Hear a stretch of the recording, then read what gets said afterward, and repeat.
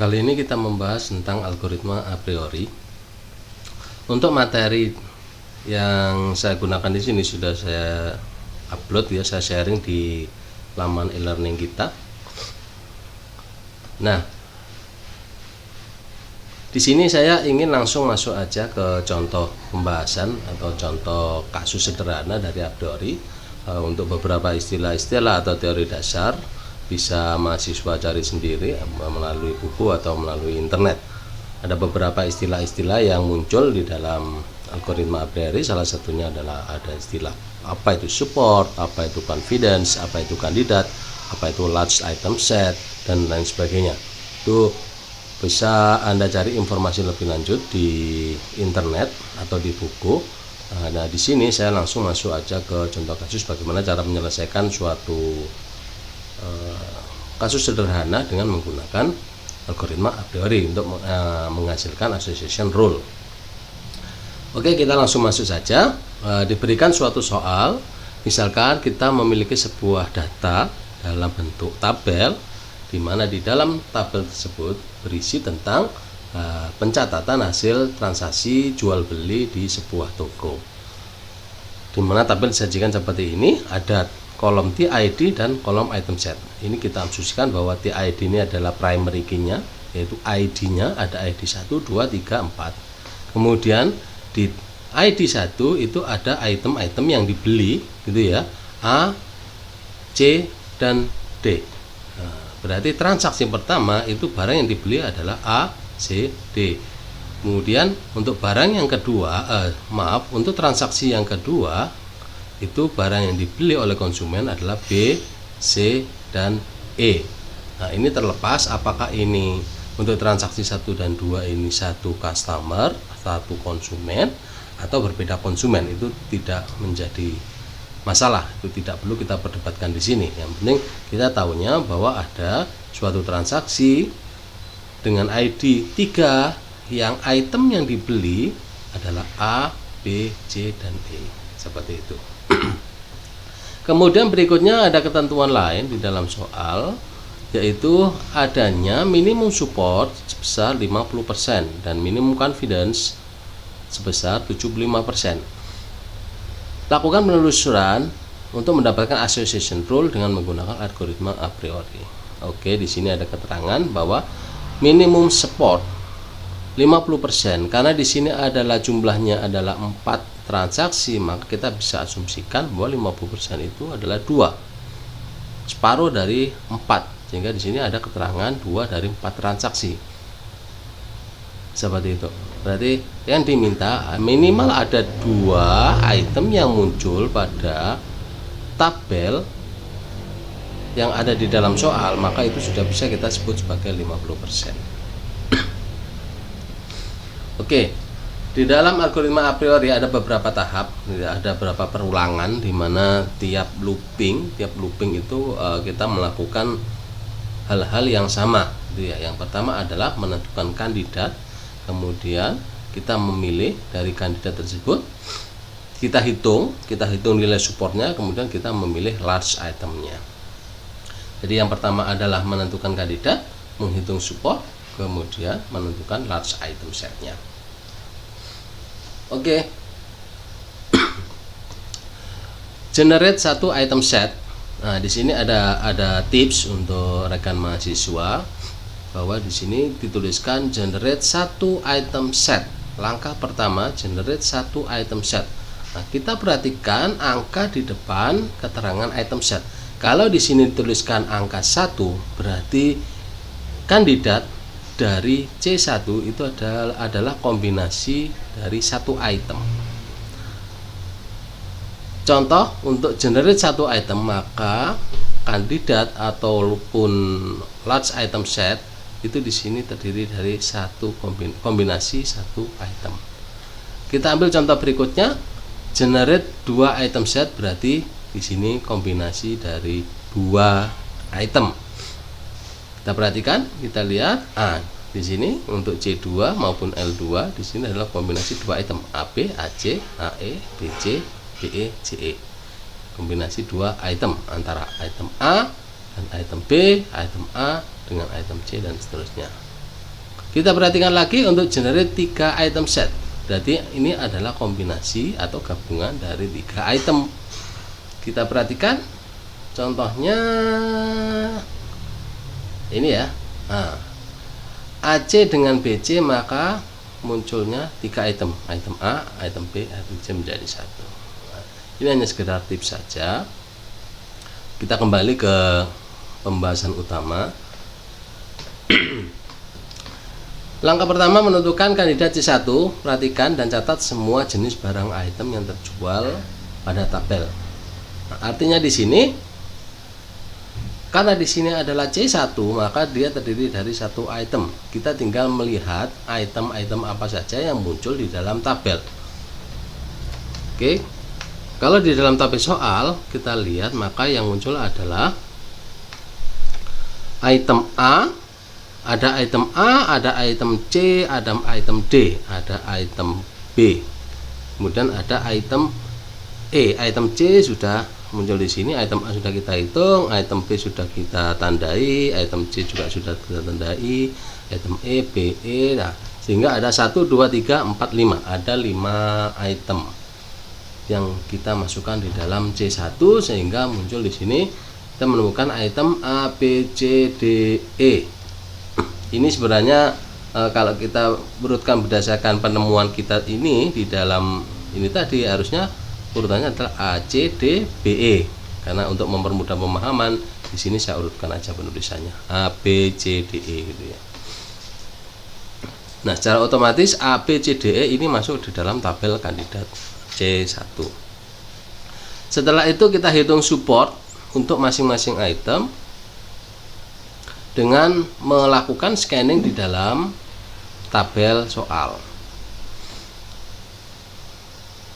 Di sini sudah dikasih contoh, misalkan untuk menghitung item A nilai supportnya berapa, maka di sini kita lihat A muncul berapa kali. Nah, ini saya di dalam tabel nilai A atau item A itu muncul 1, 2.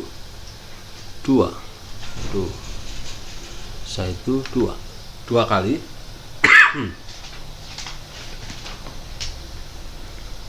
Maka di sini item A muncul 2 kali dari keseluruhan transaksi, yaitu sejumlah 4 transaksi. Maka nilai support A itu adalah 2/4 dikalikan 100%. Maka nilai dari support A itu adalah 50%. Demikian juga dengan item B, C, D, dan E. Nah, contoh untuk item B, maka muncul di sini kita lihat item B itu, oke, item B kita pakai warna yang berbeda aja ya. Item B kita pakai warna biru, maka di sini item B 1, 2, 3. Nah, berarti item B support untuk B itu sama dengan 3 dan dibagi dengan total transaksi dikalikan 100%, sehingga support B itu adalah 75%. Kita ambil contoh yang lain sebagai contoh tambahan. Kita ambil yang E, misalkan support E berapa nilainya, maka kita hitung di sini E munculnya 1, 2, 3. 3 berarti sama dengan support B 3/4. Kenapa 4? Karena jumlah transaksinya adalah 4 dikalikan dengan 100%, sehingga nilai support E adalah 75%. Kurang lebih seperti itu untuk pencarian nilai support dari item di C1. Nah, setelah itu kita menentukan menentukan item-item mana saja yang ada di C1 yang bisa masuk menjadi large item set 1. Karena tidak semua item yang ada di C1 akan masuk ke dalam L1. Syaratnya apa? Syaratnya seperti yang dituliskan dalam soal, minimum supportnya adalah 50%. Kalau di bawah 50% berarti dia tidak masuk dalam kriteria, sehingga akan dihapus dari large item set yang ada. Di sini yang diminta adalah 50%. Kalau untuk confidence ini kita pergunakan di akhir nanti untuk penentuan rule-nya. Oke, kita fokus di support, sehingga di sini saya rangkum dalam sebuah tabel. Tadi sudah dituliskan ini item A, B, C, D, dan E. Supportnya sudah ada di sini. Support call-nya A itu 50%, B 75%, dan seterusnya. Dan yang diminta tadi dalam soal adalah minimum 50%, sehingga item A masuk kategori, item B masuk kriteria, item C juga masuk kriteria, item E masuk kriteria, sedangkan item D tidak masuk kriteria. Sehingga kita eliminasi item D karena nilai supportnya hanya 25%, sehingga large item set 1 itu hanya berisi item A, B, C, dan E, dimana masing-masing nilai supportnya ada di samping kanannya. Looping pertama selesai atau langkah pertama selesai. Kita masuk ke dua item set. Seperti yang saya katakan di awal bahwa di dalam langkah 2 yang dilakukan itu mirip dengan yang ada di langkah 1, yaitu kita generate kandidat dulu, kemudian kita hitung supportnya, kemudian kita tentukan large item setnya. Nah, di sini untuk menentukan kandidat C2 ini agak berbeda dengan yang kandidat C1. Kalau kandidat C1 tadi langsung kita mencari item-item apa saja yang muncul di dalam tabel. Sedangkan untuk yang C2 ini kita rujukannya untuk menentukan item-item yang ada di C2 itu kita merujuk pada tabel L1. Item apa saja yang ada di L1 yang itu nanti akan kita kombinasikan. Kita kombinasikan dengan dirinya sendiri dengan L1 untuk menghasilkan C2. Nah, cara pengkomunikasian sudah saya tuliskan ilustrasinya di sini. Anda perhatikan di tabel yang ini. Oke, Anda perhatikan di ilustrasi yang ini bahwa di situ ini gimana ya? Enggak usah lah. Bisa tutup dulu, oke. Sehingga ini untuk menentukan C2 kita merujuk pada L1, di mana L1 tadi isinya adalah A, B, C, dan E. A, B, C, dan E. Ini saya taruh di sini aja. Oke, A, B, C, dan E. Nah, untuk mencari kandidat C2 berarti kombinasi antara A, B, C, E dengan A, B, C, E. Nah, cara gampangnya itu tinggal kita lihat saja. A dengan A tidak bisa digabung. A dengan B akan muncul AB. A dengan C akan muncul AC. A dengan E akan muncul AE. Itu kombinasi antara A dengan samping kanannya. Sekarang kita ke B. B dengan A, BA. Nah, ini sudah diwakili oleh AB, jadi kita tidak perlu menulis kembali. B dengan B tidak mungkin. B dengan C akan muncul BC. B dengan E akan muncul BE. B dengan samping kanannya sudah selesai. Kemudian kita ke C. C dengan A akan muncul CA. Nah, di sini sudah diwakili dengan AC, berarti tidak perlu dituliskan lagi. C dengan B, CB, di sini sudah ada BC, berarti tidak perlu kita tulis lagi. C dengan C tidak mungkin. C dengan E, nah, kita tulis C dengan E. Oke, C selesai. Kemudian E dengan samping kanannya, EA sudah ada diwakili ya. Kemudian EP juga sudah ada. Kemudian EC juga sudah ada. Di sini CE, kemudian E dengan E tidak mungkin, sehingga kita mendapatkan 1 2 3 4 5 6 kombinasi dari L1 dengan L1. Di sini dituliskan kombinasinya adalah ini. Nah, setelah itu kita menghitung support dari masing-masing item yang ada di tabel C2. Oke. Nah, menghitung support untuk item set di C2 sama dengan yang ada di C1 tadi, cuma di sini ada perbedaan sedikit, bahwa di sini ada kombinasi dari dua item. Misalkan kita ambil adalah AB. Nah, AB itu di sini di dalam contoh itu bagaimana cara kok bisa muncul 1/4 dikalikan 100%. Berarti kita lihat di dalam tabel soal mana atau berapa jumlah transaksi yang di dalamnya ada konsumen yang membeli A sekaligus membeli B, atau berapa banyak transaksi yang AB itu muncul dalam transaksi tersebut. Saya ambil contoh untuk AB, kita lihat di sini AB dan AC ya. Kita ambil contoh AB dan AC saja, AB dan AC, di mana di contoh di sini untuk AB 1/4, untuk AC 2/4. Berarti untuk AC 2 kali kemunculan, untuk AB 1 kali kemunculan. Nah, kita buktikan di atas. Oke, di dalam soal. Oke, di mana A dan B muncul bersamaan dalam satu transaksi. Anda perhatikan AB di sini, ini saya hapus dulu biar enggak ganggu. Ada berapa ID atau pada berapa transaksi yang muncul A dan muncul B yang secara bersama-sama. Maka di sini kita petikan hanya di transaksi nomor 3. Sehingga support dari AB itu hanya 1/4 kalikan 100%, sehingga nilainya adalah 25%. Seperti itu.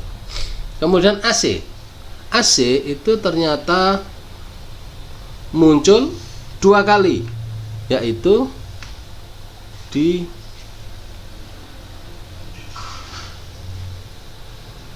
transaksi ID pertama dan transaksi ID ketiga. Ini AC, ini juga AC.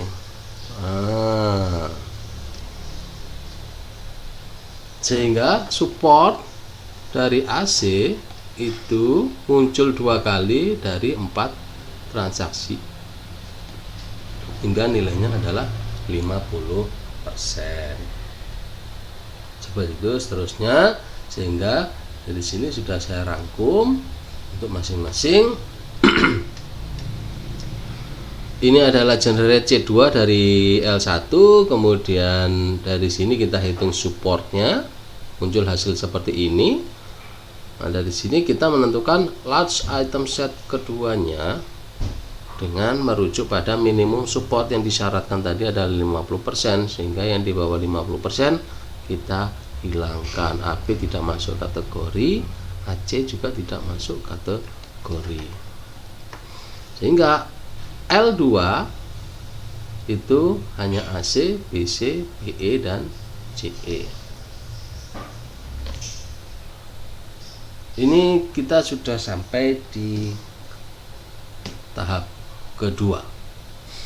Kita lanjutkan ke tahap ketiga, hampir sama dengan tahap-tahap sebelumnya. Kita menentukan kandidat, kita menghitung supportnya, kita menentukan large item setnya. Kemudian tadi sudah saya kasih tips bahwa kalau di sini tertulis 3 item set, maka di dalamnya pasti ada kombinasi 3 item. Cara menentukan kandidat C3 itu bersumber dari L2, sama seperti yang langkah sebelumnya. Menentukan C2 berarti dari L1. Mirip dengan langkah kedua, C3 didapat dari join antara L2 dengan L2. Nah, di sini saya tuliskan untuk detailnya dalam tabel. AC dengan BC maka muncul ABC.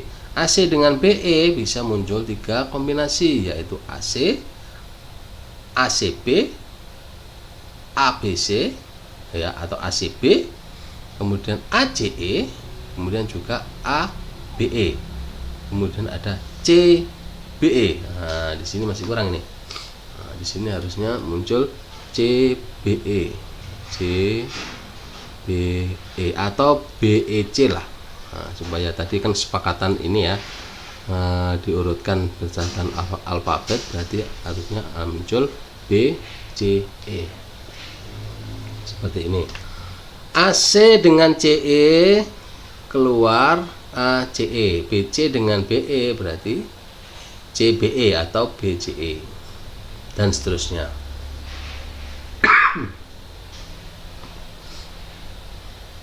Oke, yang sama-sama kita jadikan satu, sehingga kombinasi yang kita dapatkan ada 4 kombinasi, yaitu ABC, ACE, dan ABE, BCE.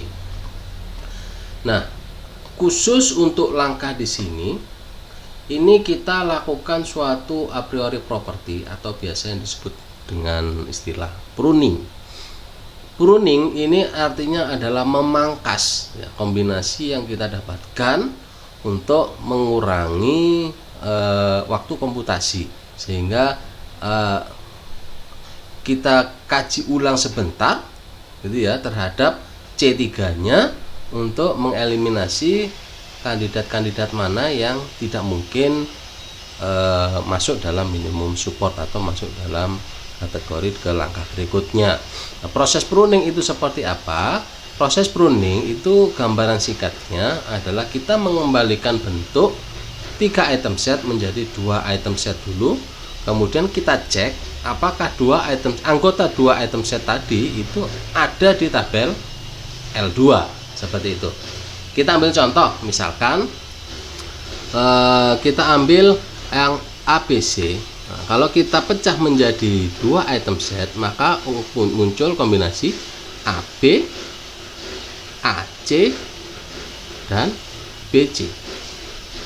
AB, AC, dan BC seperti itu. Nah, setelah kita pecah menjadi 2 item set, kemudian kita cek jika ketiga-tiganya AB, AC, dan BC itu ada di tabel L2, maka ABC ini kita anggap lolos dan bisa masuk ke tabel L3.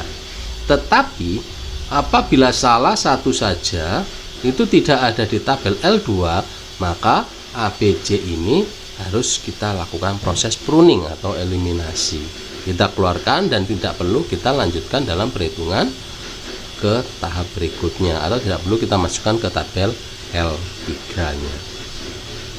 Oke, kita ambil contoh AB, AC, dan BC, maka kita cek di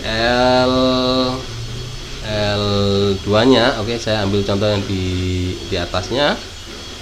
Oke, L2, AB ternyata tidak ada AC dan BC, sehingga AB tidak ada. Untuk yang ABC ini kita pruning.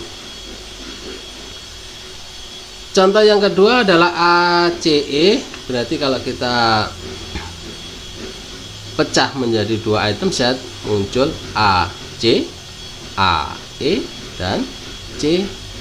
Kita cek apakah ketiga kombinasi ini ada di dalam L2. Jika ada berarti lolos, jika salah satu saja tidak ada berarti dia kita pruning. AC, AE, dan CE. Oke, kita buktikan. AC, AE tidak ada, CE ada, berarti tidak lengkap, berarti ini kita pruning juga. Seperti itu dan seterusnya. Saya anggap rekan-rekan mahasiswa paham gitu ya, sehingga di sini bisa nanti dibaca kembali keterangannya untuk proses pruning atau a priori property. Nah, sehingga dari hasil pruning maka yang lolos hanya BCE saja, sehingga BCE stah yang masuk ke dalam L3. Maaf, kita hitung supportnya. Sebenarnya ini tinggal satu ini ya, kita langsung masuk aja ke dalam L3, tapi algoritmanya mengatakan kita menghitung support dulu. Oke, kita hitung support dari BCE seperti tadi.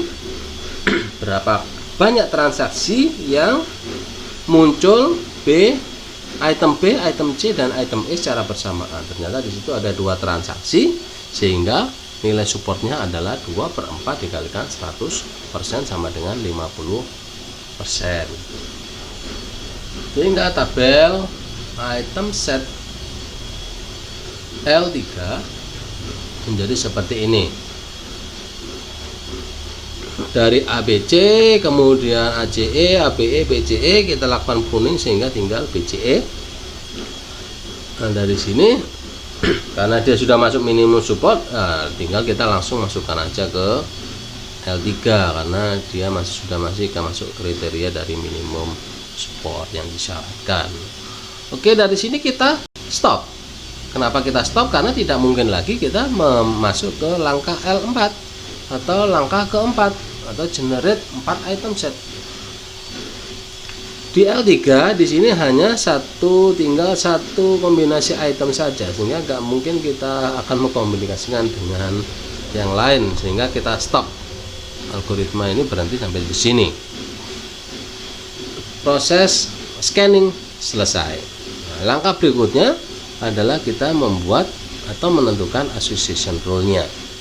Nah, di sini sudah kasih contoh.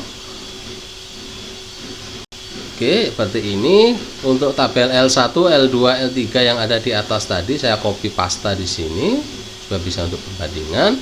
Kemudian saya membuat tabel bantu seperti ini.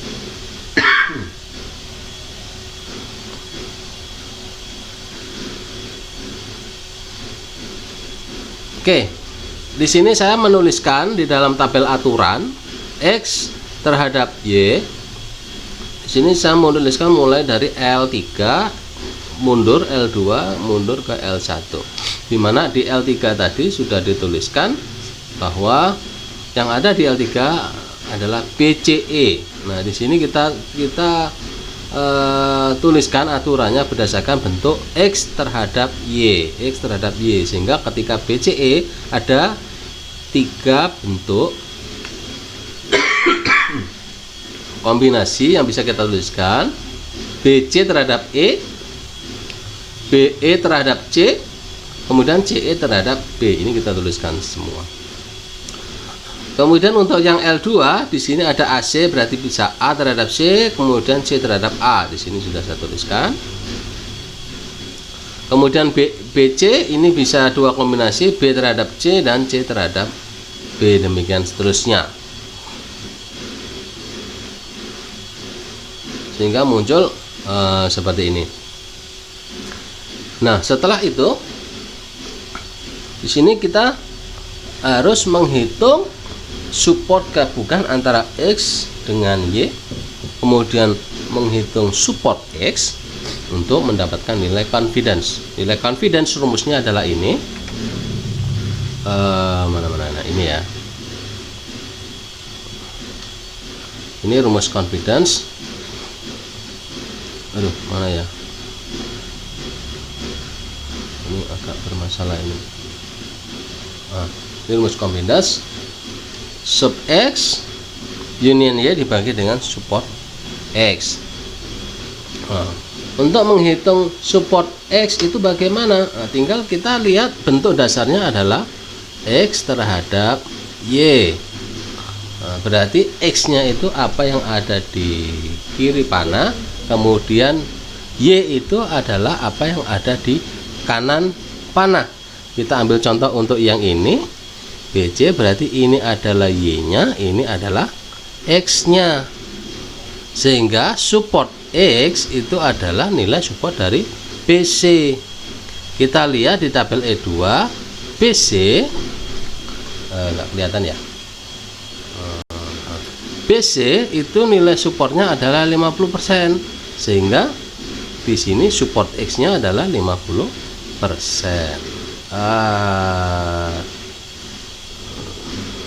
Enggak perlu ini, enggak usah. Mana ini? Oke, kita kembali lagi. Maaf ada gangguan. Nah, seperti itu. Kemudian di sini support X union Y. Support X union Y berarti artinya adalah X gabungkan dengan Y.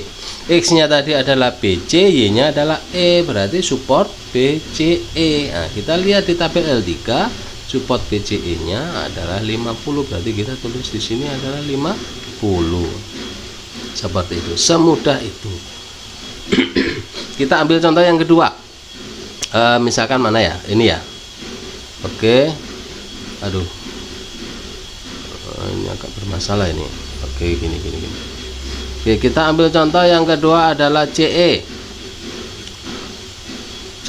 maka B, DE terhadap B, maka support X itu adalah nilai support dari CE nya, karena X nya ada di X adalah apa yang ada di samping kiri tanda panah, berarti samping kiri tanda panah yaitu CE. Nah, kita lihat di dalam tabel L2 CE nilainya 50, maka di sini tuliskan 50. Support X union Y berarti digabung antara X dengan Y, CE dengan B berarti CEB atau B CE. Nilai supportnya berapa? Kita lihat di tabel L3 nilai 50, maka di sini tuliskan 50. Dan seterusnya, kemudian kita ambil contoh yang terakhir, ini ya, BE ya. BE support X 75 didapat dari, karena di sini X nya ada di samping kiri berarti X nya adalah B. Kita lihat di tabel L1, B di sini adalah 75%, maka support X nya di sini adalah 75%. Support X di sini adalah B, X nya adalah B berarti support B, maka muncul 75%. Sedangkan untuk X union Y berarti nilai support dari BE atau EB. Kita lihat apakah ada di L2 BE 75, maka di sini tulisnya adalah 75%. Nilai confidence tadi berdasarkan rumus yang ada, berarti nilai support X union Y dibagi dengan support X itu muncul berapa persen, kalikan 100%. 50 dibagi dengan 50 kali 100%, 50 dibagi 50 itu 1 kali 100%, maka di sini adalah 100%. Nilai confidence untuk yang BE terhadap C 50% per 75% dikalikan 100%, maka muncul 66,67% dan seterusnya sampai ke bawah. Nah, dari sini baru kita evaluasi mana nilai confidence yang masuk dalam minimum kriteria yang sesuai yang dituliskan di dalam soal yang diminta di dalam soal. Minimum confidence yang diminta di dalam soal adalah 75%, sehingga di bawah 75% itu kita eliminasi. Yang masuk dalam kriteria hanya yang ada di atas 75%, sehingga di sini yang ini masuk. Jadi yang saya lingkari ini yang masuk kriteria, dan itu merupakan association rule yang kita dapatkan. Nah, dari tabel acuan ini kemudian kita tuliskan di dalam bentuk rule-nya. Nah, ini untuk keterangan pencarian nilai support, itu bisa Anda baca sendiri. Nah, association rule yang dihasilkan, misalkan yang pertama adalah BC terhadap E, maka rule-nya adalah jika konsumen membeli item B dan C, maka confidence-nya tadi 100, maka 100% konsumen tersebut pasti akan membeli item E. Ini berdasarkan nilai BC terhadap E. Kemudian CE terhadap B, maka penulisan item association rule-nya yaitu jika konsumen membeli item CE, maka 100% konsumen tersebut juga akan membeli item B. Berturut-turut tadi ada 5 rule yang didapatkan, maka di sini kita tuliskan jika konsumen membeli item A, berarti A terhadap C, maka hasilnya adalah maka 100% konsumen tersebut pasti akan membeli item C. Kemudian rule yang keempat, B terhadap E, jika konsumen membeli item B maka 100% konsumen tersebut juga pasti akan membeli item E. Kemudian berikutnya adalah jika konsumen membeli item E, maka 100% konsumen tersebut pasti juga akan membeli item B. Ya, kalau untuk yang poin 4 dan 5 ini adalah bolak-balik, sedangkan untuk yang item 3 ini tidak ada kebalikannya. Jika konsumen membeli item C, maka 100% konsumen akan membeli item A. Nah, di sini tidak ada, karena nilai confidence-nya tadi setelah kita hitung ternyata berbeda. atau di bawah minimum yang diharapkan. Di sini nilainya hanya 66,67%, berarti ini di bawah persyaratan yang diminta. Oke.